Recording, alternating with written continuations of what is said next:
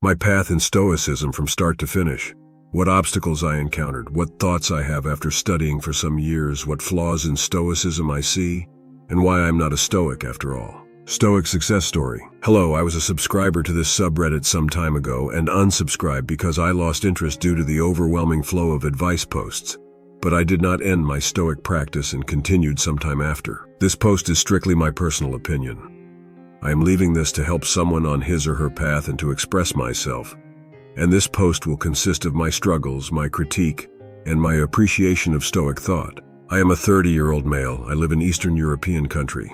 My education is in psychology, and I am starting my path to becoming a psychotherapist in a humanistic modality. Sorry for my English, by the way. I was a Stoic for roughly 56 years. My starting book was How to Be a Stoic by Massimo, and my last book was Stoicism and Emotion by Graver.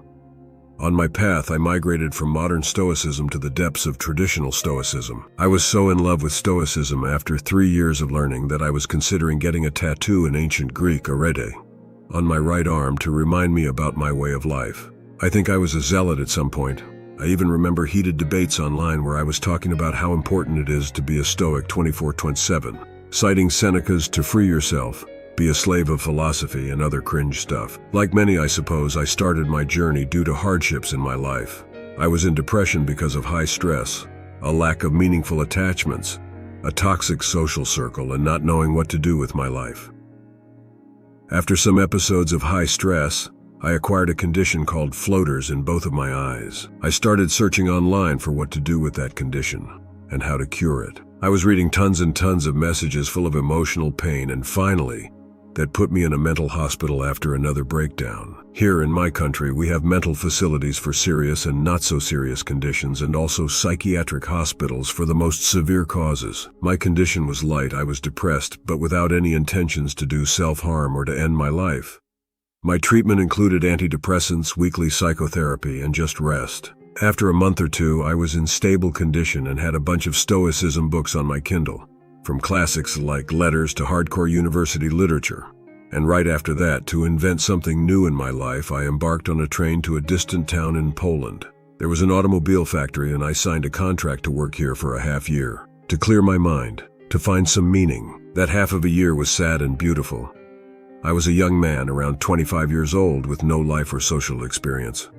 The first months were hard. I was sharing a tiny room with a Ukrainian alcoholic who was periodically drunk, aggressive, messy, and noisy. During the conflicts, I was recalling in my mind various Stoic dogmas about impressions, virtue, various techniques, and so on. It was a success in some way, I think. During these times, I was in constant practice and in some contact with the Reddit and Facebook communities. I started listening to the Stoicism on Fire podcast, which was an eye-opening thing for me. In some way, I was progressing on a Stoic path.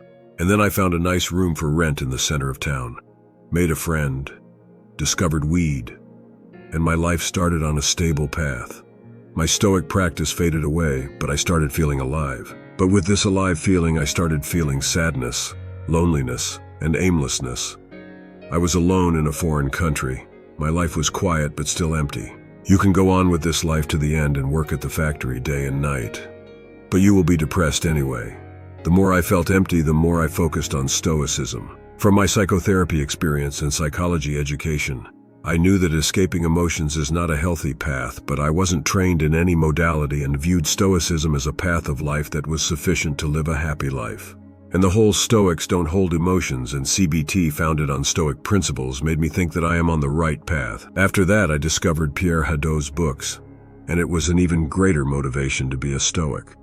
With those thoughts, I returned to my hometown because my work visa ended, with intentions to immigrate to St. Petersburg, Russia. After Poland, there was a dark period in my life. I was jobless, my earnings quickly faded away, and I was in some strange company of people who were also lost in life and had various psychological disorders. Nothing psychiatric or substance abuse, but still maladaptive. It was a period when I became a Stoic zealot.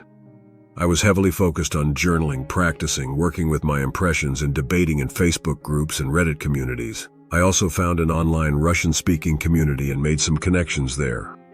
But despite my focused intentions, I started feeling worse. Depression, loneliness, stress, and overeating led me to several mental breakdowns. After that, I acquired tinnitus and knee arthrosis. It's like despite my efforts, my practice, and my study, I was still not living a virtuous life and was spiraling in pain, shame, and disgust at myself. I changed a few jobs and landed in a shop for professional plumbers. A cool job, but with a horrendous boss. This woman was a control freak with abusive and narcissistic intentions. My only shield was Stoicism, some knowledge about psychology, and occasional psychotherapy from time to time. And I completely lost. No amount of cognitive work with impressions, wisdom, spiritual guidance, or meditations can ease the pain from the abuse of a narcissistic boss. I was in constant fear and pain trying to dissect my impressions, stop them, and strip them, all by the book. Nothing worked. Stress was so high that I started having trouble with simple counting. Also, I noticed that I heavily dissociate during my philosophizing. My cognitive mind was thinking about Stoicism, and my emotional self is in pain and fear despite my best efforts. I was fired and landed a low-paying shop job in a vine shop with another controlling and narcissistic female boss. This is when my Stoic practice or my Stoic worldview started to break. I remember when I wrote a post about some work situation with a request for guidance in the Stoicism Facebook community, and the answers were just painful. Some answers were just quotes, some were without any support, and some were written in a cold, intellectual, and emotionless manner without any grain of humanity.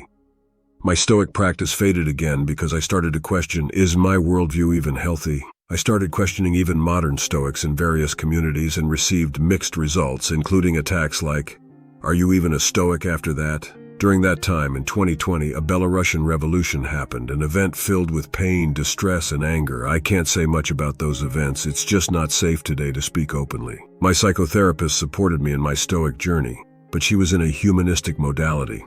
So when I asked her here to reflect on some Stoic dogmas, it was hit or miss for her, with many buts and what-ifs.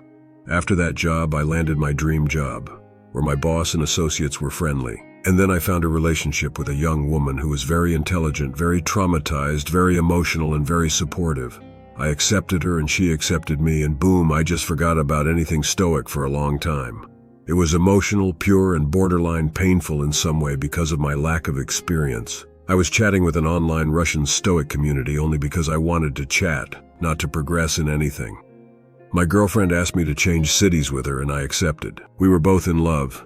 And we both had psychological education, so we had deep and beautiful conversations about our feelings and emotions.